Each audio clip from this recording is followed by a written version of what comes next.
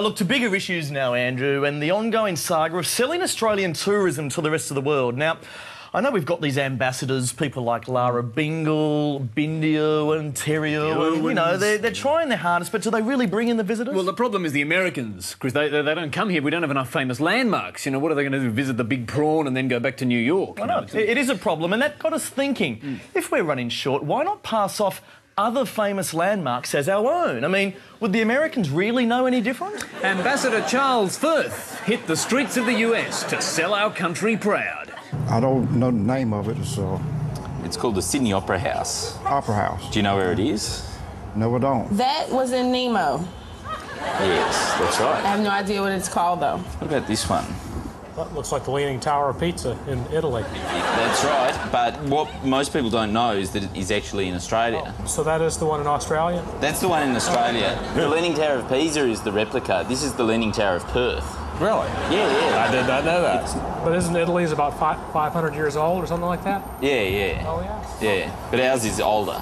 It's made by the Aborigines. I didn't know that. This is Adelaide's most famous landmark. Okay, I didn't know that. That shows you how ignorant I am. What about this? I don't know the name of it, but it looks familiar. Is it a tower? What is it? Yep, if I mention the City of Love, does that ring a bell? Paris? No, Melbourne. Melbourne. Melbourne. Oh, Yeah, so you would travel all the way to Melbourne. To see the Eiffel Tower, just for that, I sure would. Oh, that's beautiful.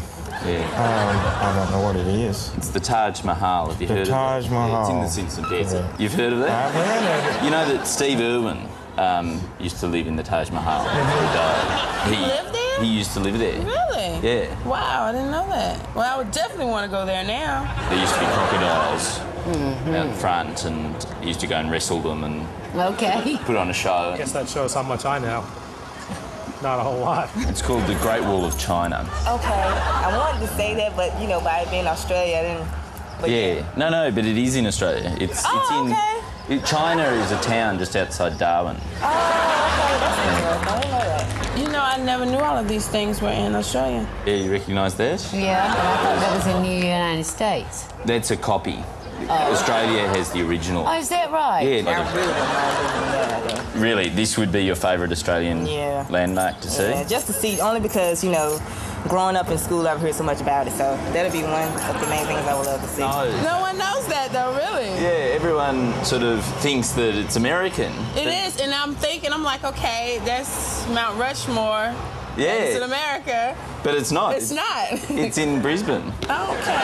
Say you only had a few days in Australia, where would you go? Mount Rushmore, Then Victoria, Taj Mahal, and then the Great Wall. The Big Ben and that place, that. You don't have the railroad cross country. Trans-Siberian Railroad. Yeah. I'll go to the Taj Mahal to Big Ben, then I'll go to the Eiffel Tower, and then I'll end up here. So we have to have 5 days, because I'm going to Mount Rushmore. Oh, fantastic.